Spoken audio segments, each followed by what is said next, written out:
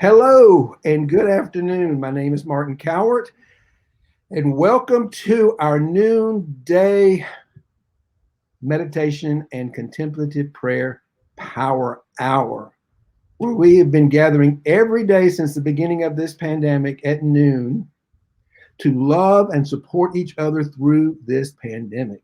We create a sanctuary, if you will, free from the drama, to look for ways to solve these problems, and help each other get through this difficult and challenging time. And I am so excited that one thing, I get to turn over the reins to one of my teachers, Christian De Lorette.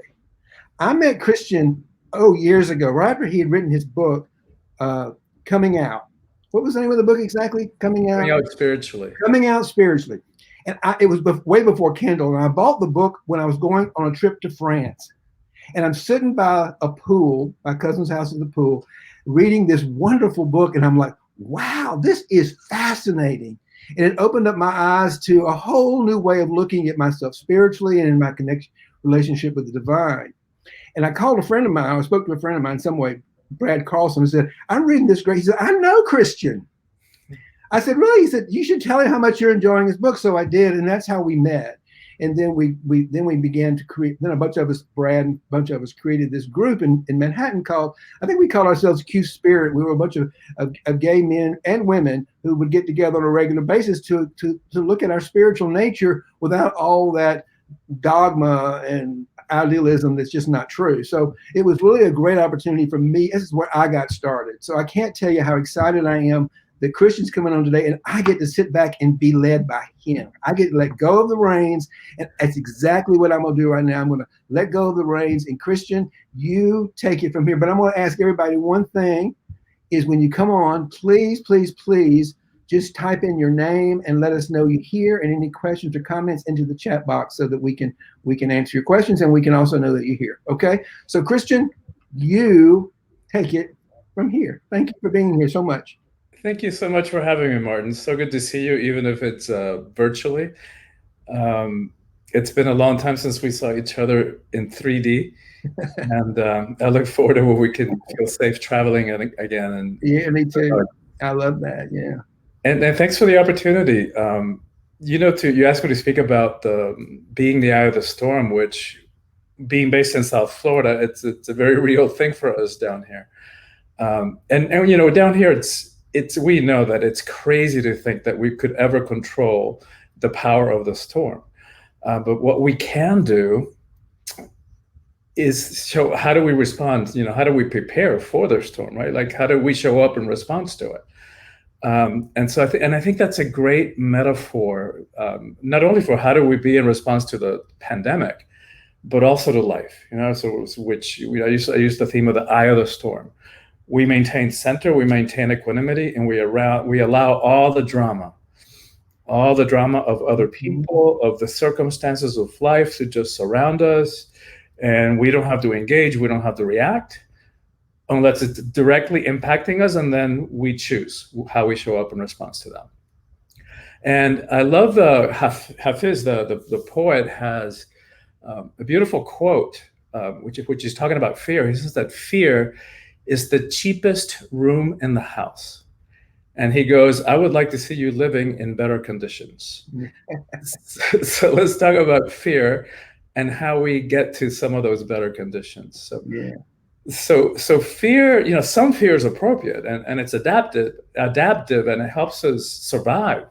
Like, being afraid of sharks or being afraid of diving into deep, dark waters where we don't know how deep the bottom is. Mm-hmm. But most of the fear that we feel is maladaptive and doesn't help. In fact, it can really help to keep us imprisoned and incapacitated. The problem is that the brain doesn't really it's not great about differentiating between what's adaptive and what's not maladaptive, what's real and what's not. It doesn't evaluate very well between stressful thoughts and real, actual physical danger. It reacts in the same way regardless. The fear is real. The danger may or may not be. So most of the unhealthy fear that we end up reacting to is a result of future rising. Like we get anxious about or worry about something that may happen or may not happen in the future. So for example, what will happen if I go on the coffee date? Or what will happen if I bomb my speech on stage? What if my client suspends our contract next month? What will I do then? How will I pay the bills? What if my partner gets laid off? How will I cover the mortgage on my own? Or the deepest, most existential fear of all, what happens if I run out of toilet paper? Um, And that's been a pretty big fear. it, Um, it, yeah. Let me ask you. I agree. I mean, it's not actually and also I'll say something else. It's not the pain of whatever you're afraid of when it actually happens is typically not nearly as painful as we thought it was going to be. The fear created out of it. Like I just say, you do. People have lost their jobs, and what we've fallen into, and this is why I've been talking this week a lot about this financial crisis. It's real. People don't. There are lines in Texas to get food. And there are people who are worried, and people write into me all the time and say, I'm afraid that I can't pay my bills. I'm afraid that I can't have a mortgage. And so what can we do? And the thing is, at your point, it's not that that's going to happen in the future, but because our external situation has changed, we have created a negative story. We have projected a negative story built on fear of what might happen as a result. So what could you suggest to people who are on the same thing, who might actually, what could they do? What could they really do if they find themselves stuck in this prison of what I often call a scarcity mindset? Yeah. And so, yeah, like you're saying, some of the stuff is real, right? So the few was stuff that we thought might happen actually happened to some of us. Many of us have lost jobs or the benefits ended. And so what happens is that most of us are finding ourselves stuck in survival mode. So we're living in DEFCON 1, waiting for the next shoe to drop, living in panic mode. And that's not a good place to be, right? So that's what I mean about bringing ourselves back to the eye of the storm. And it's a much bigger conversation that we can talk about. The antidote to fear is trust. So what are we going to place our trust on? So are we going to place our trust on a biweekly paycheck? The illusion of security of a biweekly paycheck, because now we know, like many of us are seeing, all the trust that we placed on those companies, they could close their doors any day, and many of them are. Are we going to place our trust on an international, global economic and financial system that is all illusion? We used to say that it was paper. It's not even paper. It's just ones and zeros on some cloud somewhere. Are we going to place our trust on that? I'm not. Right. So then the question becomes, what do we place our trust on? And that's a whole other conversation, which I'm happy to get into. Go for it. Put it in a little cliff note for us real quick. Well, that's the core of your book, really, isn't it? Yeah. Of the new book, Awakening the Soul of Power. Yes, which is a big conversation. That's a little bit what I'm struggling with, like how deeply to go into it. It's really important to understand how the mind works, how the ego mind works, and that's one of the benefits of the book, Awakening the Soul of Power, is that it really walks people through the hand, understanding how the mind works, which is critical to do. Because developing the ego in humans was both a leap in consciousness. We could say the ego is Homo sapiens sapiens, right? That's the Latin name for what we are, for human beings. We could translate that as humans who know that we know, right? So it's that self-reflexive consciousness. It's that sense of identity. This is Christian, that's Martin. Ultimately, it's an illusion. So it's both a really helpful illusion. It's a big leap in evolution to have a sense of self, a sense of personal identity. Mm-hmm. It's also the source of all our pain and all our suffering. Right. Because that's where fear exists.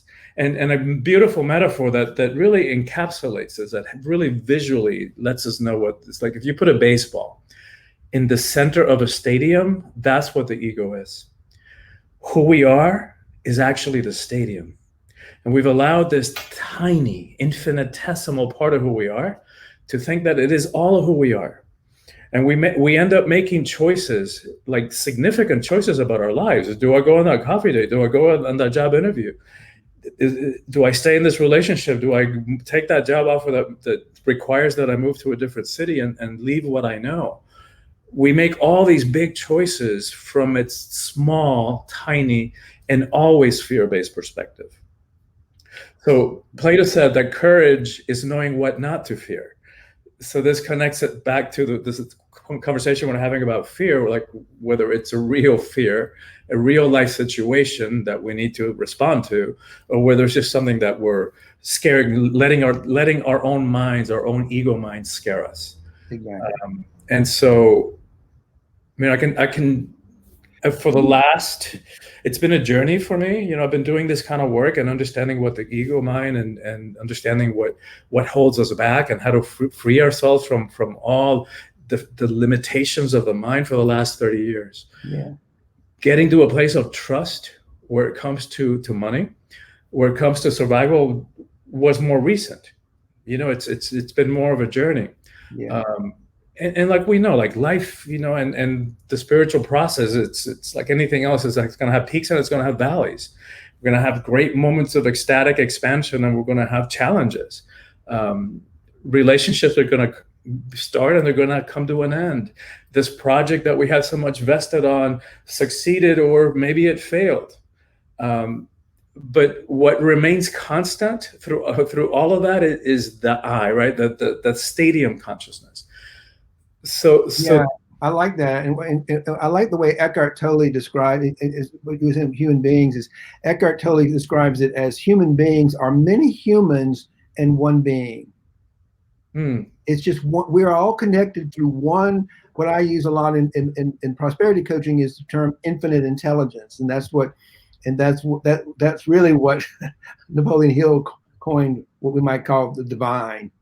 But that was probably a little too far fetched for people in the world of money and finance. So they use the word infinite intelligence, and so from a solving problem, what we solve is we solve the illusion of fear.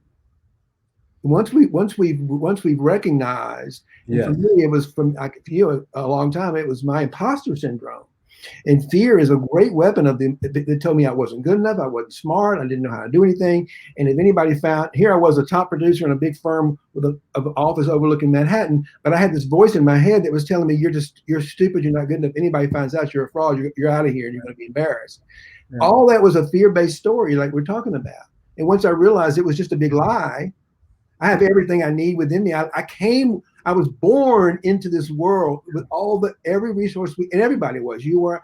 But once we get to that truth, then we can let go of the fear-based stuff that comes out of the ego mind, which is the human mind. Yeah. And we can step more fully into the I, what I call the creative aware mind, or the infinite intelligence. Yeah, that's beautiful. And by the way, thank you for being willing to do the work, right? To feel your fear and to be aware of that, what I call the self-inflicted mind F. I don't know if I can say that, the F-bomb in this, but the self-inflicted mind F. It's fine with me. It's fine with you? Well, keep it as an F. That's a good one. This is going to go on YouTube. The replays are watched a lot more than probably the real live show. So we never know the kids are sitting in the room. But we get the point. It is definitely... And the egoic mind, we need it to navigate through it. Don't worry, we need that binary brain. Absolutely. What Cynthia Bourget calls to, we need to plug into that higher operating system within us. We're also born with that as well, and that's that eye of the storm we have to trust in, is going to guide us and lead us through the next moment and the next moment and the next moment. Absolutely. If we can get the fear behind us. Yeah. And so what I didn't complete the thought is that no, that's all right. Thank you for saying yes to your call in spite of the fear, in spite of that self-inflicted mind F, that that voice of self-doubt and that harsh inner judge, which is all the ego mind. And then you said yes, and here you are. You took it on, and you had this weekly oasis of support for who knows how many people that watch this. So thank you. And that's what the times are calling for us to do. Right. You know, it's all hands on deck. If anybody listening to this or watching this has the slightest suspicion that they have work to do in terms of teaching, of healing, of becoming an activist for change, this is it. Like, this is the time that we've been waiting for. And a really good thing that you also kind of started to point us to is that fear, like the rest of all the emotions, it's just an energy, right? Yet we give all our power away to it. It's just an energy that we have and that we have a choice over. So it's once we get in touch with the fear, rather than run away from it or try to medicate it or hide from it, and once we're able, give ourselves permission to face it, then we realize that it's just an energy and that we can actually learn to dissipate it and that we have a choice over it.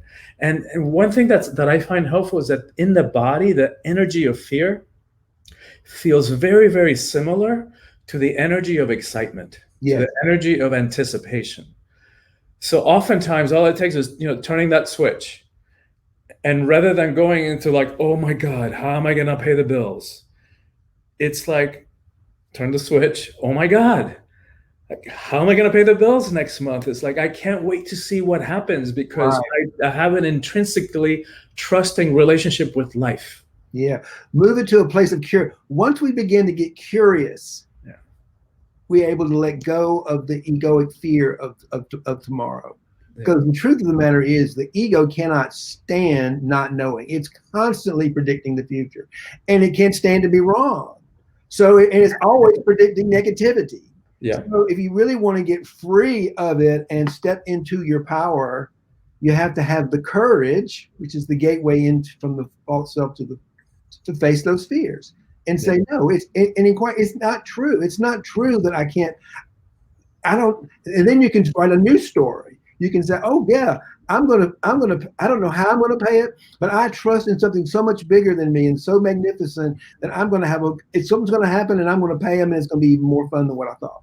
Exactly. Like it's a fundamental shift in relationship from an adversarial relationship with life. It's like what life has done to me and living in fear of what may come, where it becomes more of a collaborative relationship and a trusting relationship with life. And like, if we think about it, for the 1,000 times that we have fallen down, we got up and we dusted ourselves off and we kept on going 1,001. Otherwise, we wouldn't be here. You got it. And there's another thing that we all just want to acknowledge too, is that we all of us in this country, particularly, and I think around the world, we did grow up in a pretty toxic producer, consumer, fear-driven, scarcity-driven mindset, the egoic mindset. And we created social economic structures built on that false way of thinking. And the reason why I use this about joining this movement, why it's so important, is that I firmly believe that as these old structures are imploding around us, but in the moment, we are learning what we're talking about now, that there's a bigger, and it's all of life is energy. It's just light at different frequencies. And what we're learning is that when we step into that higher vibrational frequency, we got everything we know to create wonderful lives. And we're going to create economic and social structures that are going to be coming grounded in this truth of prosperity and abundance. That's what we are. And that comes from what you and I talked about before, is the divine feminine, the nurturing part of our persona, of our being, that's nurturing and caring and protecting. And that's what's shifting in the world. I was talking to a friend last night about the fact that I said, we're not talking about some kind of utopia. We're talking about waking up in the morning and feeling like the world has got your back. The universe is behind you, and that's exciting. That's exciting, and it makes all the difference. And by the way, and I know that you feel this too from the way you speak about it, that it's not, so that I can assume that as it is for me, it's like, it's not some airy-fairy, woo-woo, California New Agey teachings. Like, I actually live this way. I do too. I know, I can tell. And it works. Yeah. It works. Once you start living from the place of the divine, or I call that part of me Joy the Wise Woman. Once I get out of my way, the egoic Martin out of the way every day through my morning practice, and part of this is my practice, is all of a sudden now joy is driving the bus. Yeah. And that's I use the mantra that says, "You be still, Martin. I'm driving." Yeah. And so when my ego wants to get ahead and it gets all ahead of itself and starts thinking, "Oh, I'm not going to be able to pay my bills. This didn't come through. Or this person didn't do this," she said, "Martin, just be still. I'm driving the bus. I'll take it to the next moment." Yeah. And there's a sense of power. Let's see what Monica has to say here, and let you comment on that. This connection line. I'm not sure what that means really. Might be a Spanish word. The soul of power and prosperity. The bridge is in between fear and trust. Thank you. That is the bridge. That is the hero's journey, isn't it? Yeah. And I know Monica. Monica lives down here in South Florida, and she's done my retreat work, and she's a transformational coach herself, and doing more of that work now in Spanish in Mexico. So yeah, and I love how you framed it, about because when we zoom out and we look at what's going on in the world right now, and we see all these, what's happening is the way you were talking about it, is all these systems that are imploding right in front of our eyes that are no longer sustainable. Like we got to a point that they just the economic inequities, the way that we treat the environment, all of it just doesn't work anymore. That the relationship that we have to the earth, that is more of a patriarchal, dominating relationship we have to the body, right, which is control it and subjugate it and take over it. It just doesn't work anymore. And so what we're experiencing is the collapse of these patriarchal systems that just they're no longer sustainable.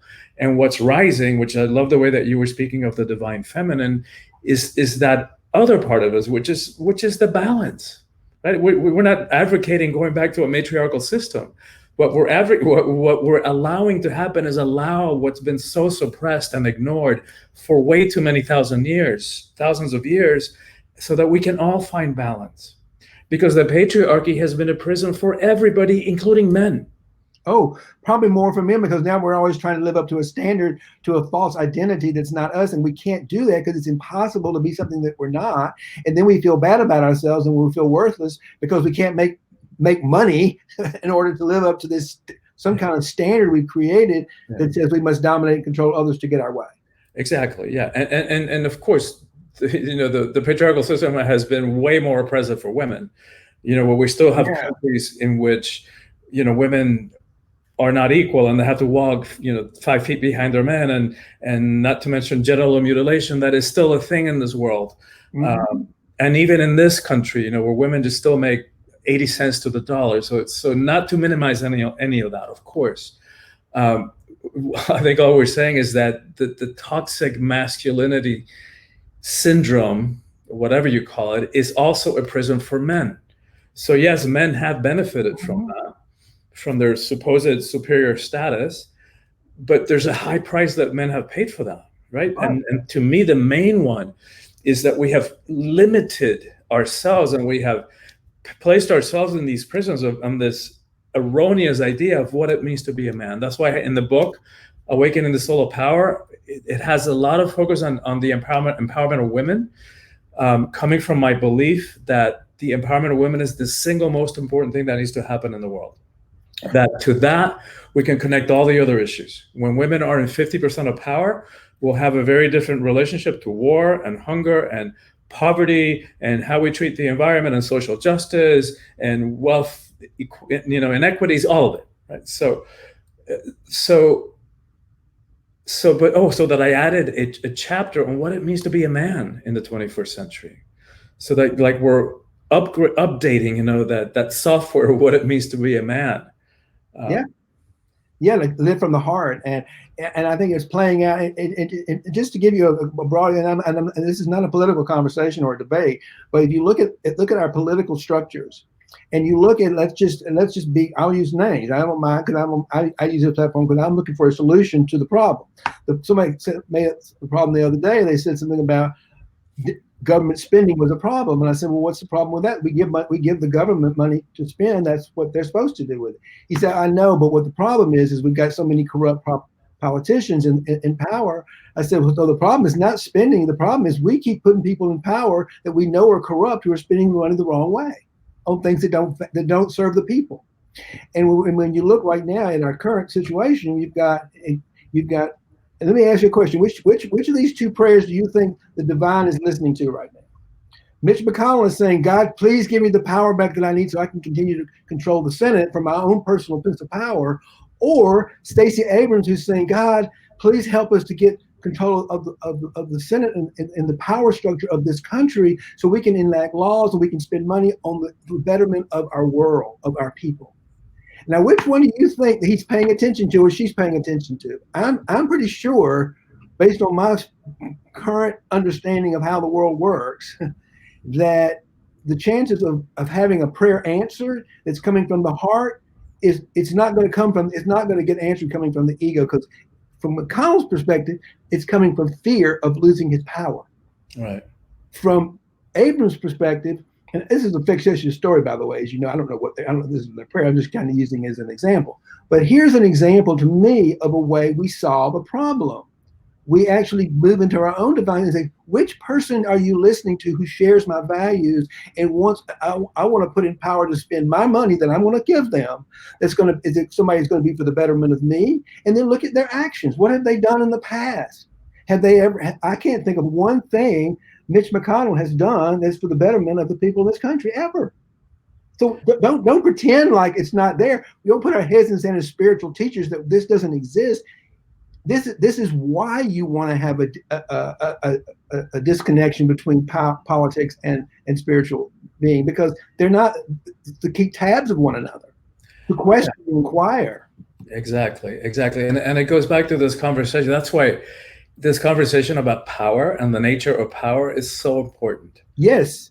Because it's so critical for these times, because you just embodied or you just described the two different ways of approaching power, right? Which is part of the reason so many of us are conflicted about power, is because we've been conditioned to be afraid of it, right? So ever since we were kids, we've heard stuff like power is bad and power corrupts and absolute power corrupts absolutely. But what they didn't tell us is that phrase refers to political power, not the interpersonal power that we're talking about. Exactly. I mean, I know we're talking about political power now, or any kind of fear-driven power.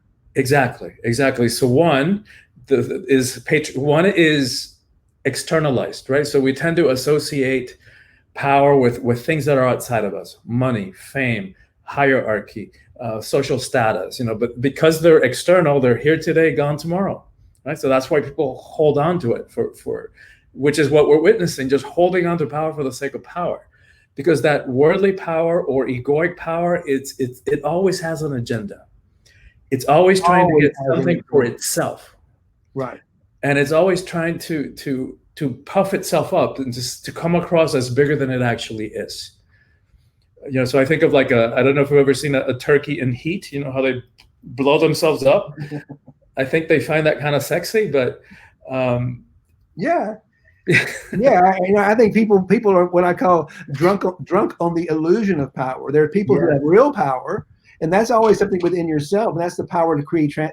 That's the power to create change, the power to create transformation, and power to create. Period. And anything that's coming from fear is by its nature is negative and going to be destructive. In the bigger picture, and anything that's coming from love by its nature is creative and is going to create something that's going to be for the benefit of others. So and that's what real power is. And I was I said they may be in, but the thing is, these people are in positions of power. We've given them positions of power, and they are drunk on power, and they are dangerous. Very dangerous. And I love that you connect the power to creation, the power to create, because it's another great way to look at it. Because we've landed on the masculine being powerful, and the feminine being weakness. But if we think about it, wait a minute, who's got the power of creation? Where does that power of creation exist? Yeah. And I'm not going to do it justice, but because I could never deliver it the way that she does, but Betty White, yeah, I think I can say this. Betty White is said to have said that she was talking about balls, and so she says, what do you mean? We've got this backwards. You talk about balls being like a sign of courage and strength. Those things are like so wimpy. You thump them, and the guy collapses over in pain. You want to talk about strength and power? Let's talk about vaginas. Those things take a pounding, and they produce and they go through an extremely amount of pain, with able to hold an extreme amount of pain in the birthing of a child. And I'm going to make this analogy today because I think that it really brings down to the fact that I feel strongly that we're going through this transformational moment in time in history, coming out of this dark moment. Everything is happening.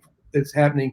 All is well, all is good. That's the way the universe works. We don't like it sometimes, even when we think we're on the good side of the coin, which is just another egoic need to be right. But what we're doing is we're actually seeing a shift into a higher level of consciousness at a collective level. And I like to make the analogy of the caterpillar does not even understand the beauty of a butterfly. Yeah. But the butterfly, and so my suggestion for all of us today is to just sit back and just relax into the fear of always being a caterpillar, because you don't know what's going to be tomorrow, with an expectation and a trust that we're going to wake up from this at some point and we're going to be a butterfly, and it's going to happen because of the divine within us. It's going to create a new world, a new way of being in the world grounded in love, joy, prosperity. And that's what we can get excited about. It's really exciting. And I love that metaphor. I love the metaphor of the metamorphosis. And so here's another layer to that. And it's from the work of Elizabeth Satur, an ethnobiologist. And she discovered these cells in the immune system of the caterpillar. No, discover these cells in the caterpillar that actually contain the DNA of the butterfly, which is slightly different. So the immune system of the caterpillar views them as foreign objects in the same way that it would a virus or a bacteria, so it destroys them. So the imaginal cells, arise and they get destroyed. They arise and they get destroyed. They start popping up here and there, and they still get destroyed by the immune system of the caterpillar. In the same way, you could make an analogy that's what humanity has always done to our prophets and our truth speakers, the Jesuses, the Gandhis, the Dr. Kings. They pop up and with a message of truth and empowerment and equality, and we shoot them down. They pop up and we shoot them down. There's a point in the life cycle of the caterpillar where it goes into this hyper eating phase. They just devour everything around them. And you could say that that's where humanity is now, that we're consuming our natural resources without even having mind about our survival. So that's the negative side. I love that, actually.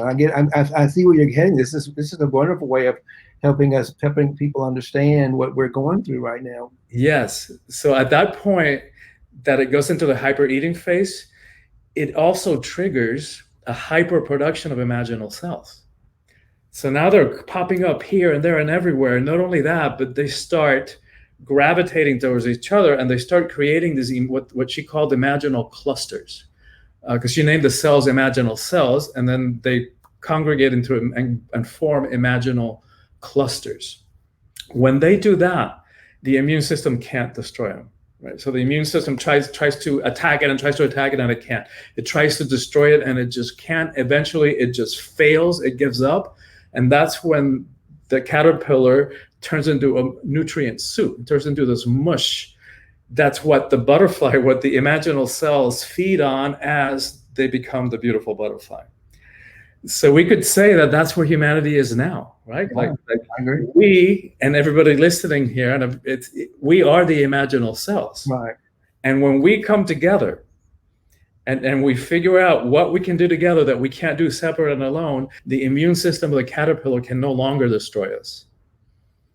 Yeah, I love that analogy. I think that's beautiful. You and I could sit here and I'm having so much fun catching up with you here on this live broadcast. And thank you, Monica, for chipping in. But I see that it's a little past the hour, and I do want us to have a 20-minute meditation. And would you mind? I'd love it if you would. If you would take the reins with that as well. And I could use a little guidance myself today in getting out of my own fear-driven headset. Yes, beautiful. And thank you for the opportunity. And I want to say this music I'm playing is by another dear friend, Gary Malkin. Hello, Gary. You do? Yeah, I met Gary at Ground Zero. He came to when I was at 9. You came to Ground Zero at 9. Yes. And he became friends with my cousin Courtney's. I met somewhere, and he came and performed a few times, and I actually went to hear him afterwards. He did something at the National Cathedral, so I know him. I'm so glad you know each other. Yeah, he's a brother whom I've known for 20 years as well, and from my times in California, he's won like 6 or 7 Emmys as a composer. Yeah, he's a beautiful man. Yeah, and by the way, thank you. I that experience of working at Ground Zero right after 9/11, it's still with me. That was such an incredibly powerful time.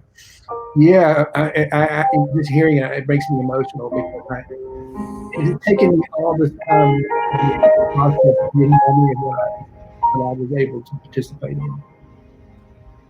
Yeah, and I was remembering that you posted about the breathwork group we did at your apartment right after. Yeah, about 2 days afterwards, I recall. Yeah, that was. I know. It was like space travel. It was just, wow. It was so. I mean, I just got chills thinking about it because after we did the share after that, we had maybe 10, 12 people there. Yeah.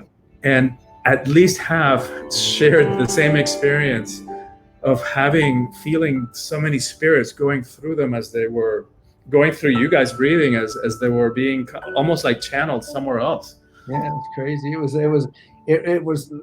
certainly a transformative experience that I will never forget as well. Oh my God. And like I just don't have the words. It was so touching. I feel so privileged that you facilitated that ability for me to work there for 2 weeks after 9/11 at St. Paul's. Yeah. All right, so let's close our eyes if it feels appropriate to do so.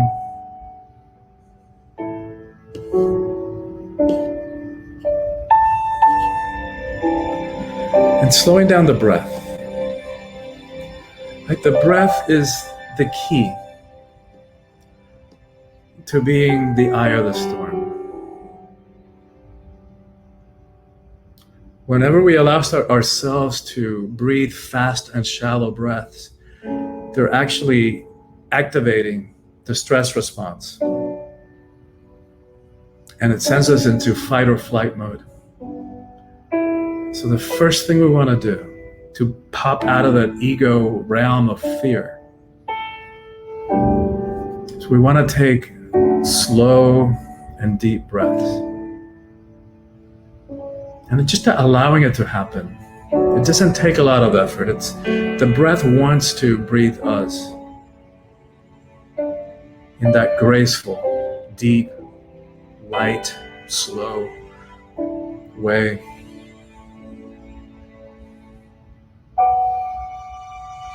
And what happens when we allow the breath to slow down is that the heart rate has no choice but to also slow down. There are swamis in India that have so much control over their bodies that they can tell their hearts to slow down, and they will. Some can even mimic these death-like states. Most of us are not going to get there, aren't there yet, and may never get there in terms of having that much agency over our bodies. But every single one of us can slow down the breath. Anybody can do that. All right, all it takes is awareness and a choice. Maybe a little bit of self-discipline. If we're finding ourselves headed towards a moment of stress. But we are the ones that are taking charge over our emotions. We are not those emotions. We are not our fear. We are so much greater than that. We are so much greater than all the sum of all our traumas and unhealed pasts.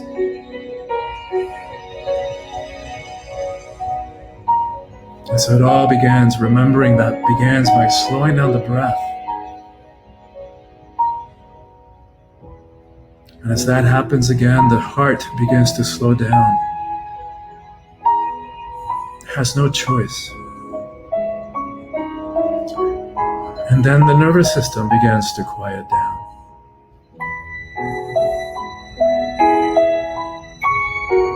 And our bodies begin to relax.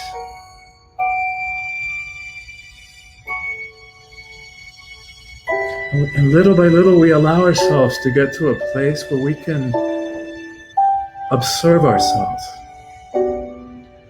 What some traditions call witness consciousness or mindfulness, right? Where we notice our physical sensations. So let's do that right now. We notice what's going on through our bodies. Places of comfort, places of discomfort as we adjust as needed.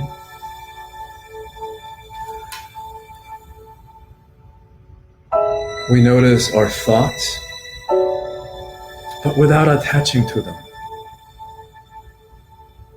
So in other words, a beautiful visualization that helps me is I imagine myself standing in the center of a train station or a subway station for those of you in New York.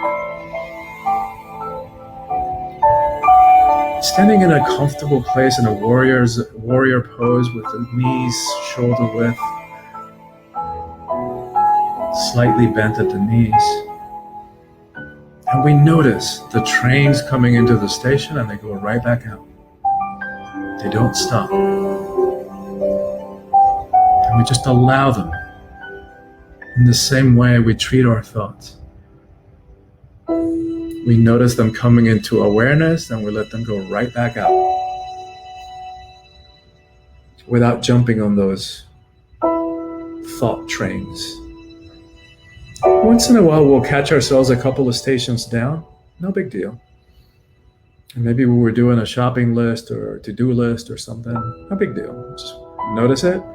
We bring ourselves back to the main station, Grand Central, or whatever station it is, and begin that practice again of just gracefully allowing the thoughts to come in and to go right back out. If they're important, they'll be there in 20 minutes, in an hour. And noticing the same thing with our emotions. So noticing what emotional energies are coursing through our body right now. As we remember that the emotions are just that, energies. What used to be spiritual teaching, that everything is energy, now we know from physics, from quantum physics, that it's true, everything is energy, including the body, including all of the emotions. So the emotions aren't good, they're not bad, they're not strength, they're not weakness, they're just energies. And so we don't allow the emotions or the thoughts to take over and to run the show. You are the boss, not your thoughts, not your emotions. Those are just things you're having right now. You are so much greater than your thoughts and your emotions. And we continue breathing. Continue breathing slowly, deeply, relaxing even more. If you're sitting down, allowing that chair or the couch where you're sitting to support you, to hold you up, literally.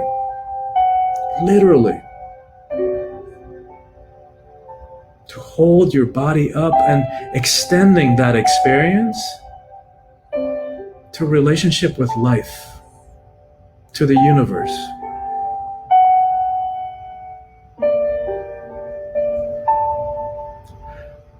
remembering that the universe has a vested interest in each one of us breaking free, breaking beyond the limitations and the fears of the ego. There isn't anyone out there in this universe or any other universe who has the same genetics and the same set of experiences that make us unique. And if we don't give expression to that uniqueness fully, ain't nobody else gonna do it. So the universe has a vested interest in each one of us giving full expression to our unique human potential at this most critical time in the evolution of humanity. You could even say make it or break it point. So much writing on this time. It's all hands on deck time. So again, if you've had the slightest suspicion that you have work to do, as a teacher, as a healer, as a communicator, as a messenger, as an activist for change, wherever in whatever environment you function, this is it. This is the time. This is the call for living in a different way, for living heroically.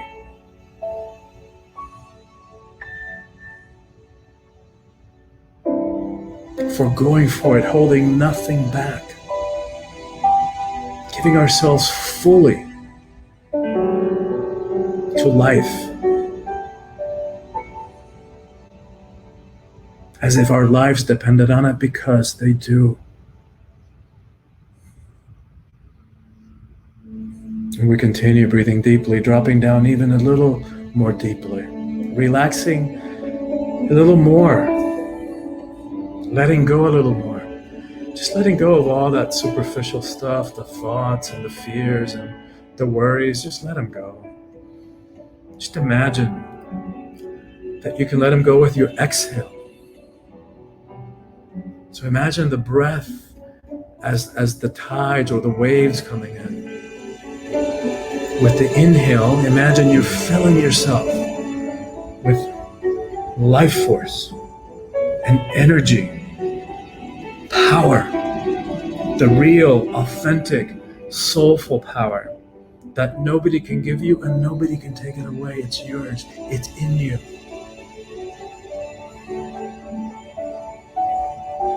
And only we can give it away. But no longer. No longer. We've given it away so much out of fear. Fear of conflict, fear of rejection,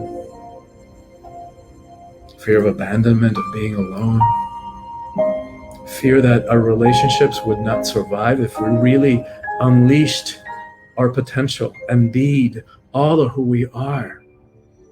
And so we've been stuffing ourselves into small little boxes, acting one way when inside of us, we are powerhouses. No longer are we willing to give away our power. No longer is it okay with us to say yes if inside the truth is that we feel no. So we reclaim all of who we are. We reach into every dark closet or the drawer that we have stuck parts of our humanity in. We reclaim all of who we are. Committing to be that fully, all of who we are going forward. To no longer be willing to sell out on our truth, on our power. Committing to understanding how the mind works, how the ego functions, so that we no longer allow it to run the show. And so that we put it back in its proper place, in orbit around the sun, rather than thinking that it is the sun.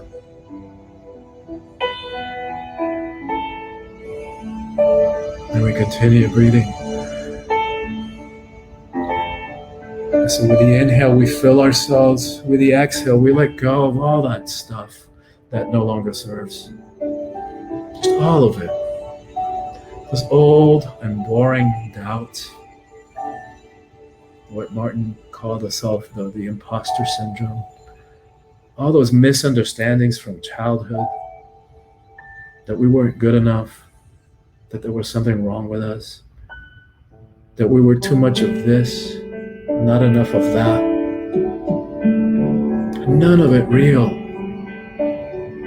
None of it true. Misperceptions, misunderstandings of young minds that just didn't know any better. But now, we see, now we can know who we are. And so we let all that old stuff go. Oh, those fears. Fear of survival. Fear of failure. Fear of success.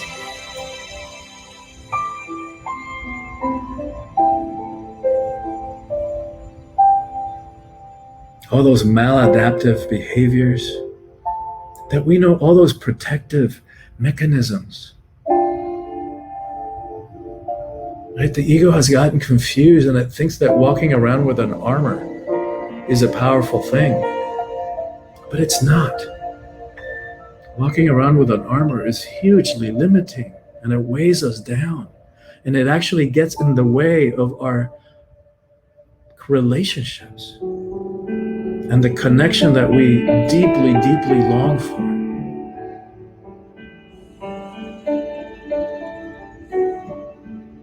The power is really in the vulnerability of the heart, counterintuitively.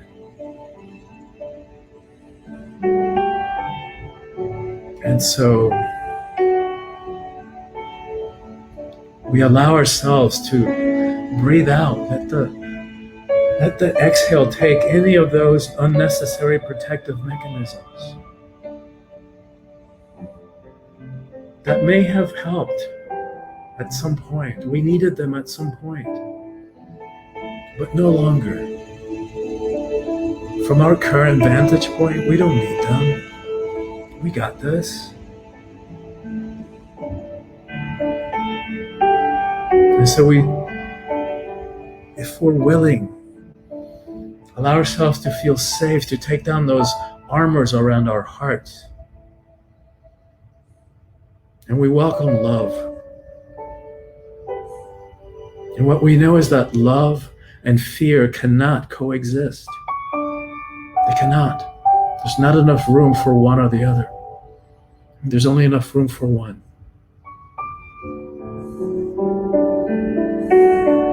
So we're going to consciously evoke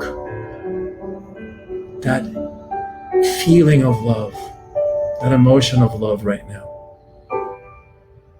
And so one way we can do that is imagine someone you love or something you love.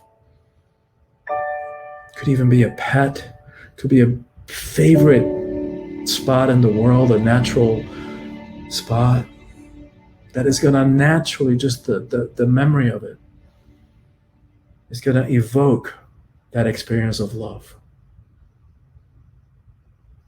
When you place that image in your heart center, in your heart chakra,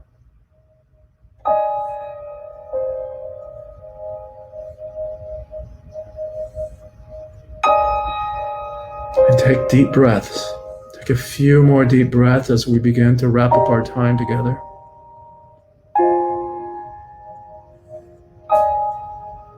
And we reassure our little egos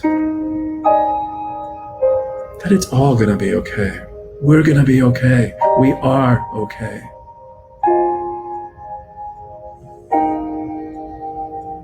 that the I that remains, that the I that is so much greater than any fear, so much greater than the sum of all our fears. So we breathe that in, that sense of knowing, that sense of peace, that quiet, still remembering of who we are, the eye of the storm.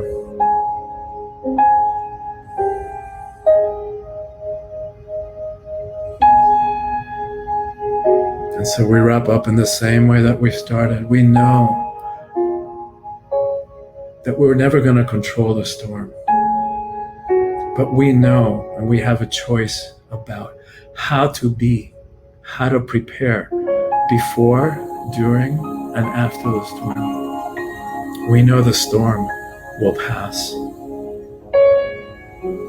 And so this too shall pass. Whatever situation we find ourselves in, it too shall pass. And the pandemic will pass.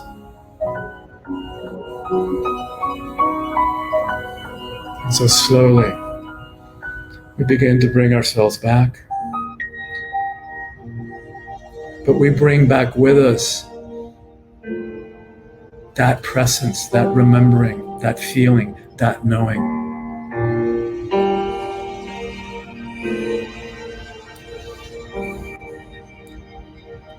We stretch our fingers and wiggle our toes and begin to bring ourselves back, opening our eyes when we're ready.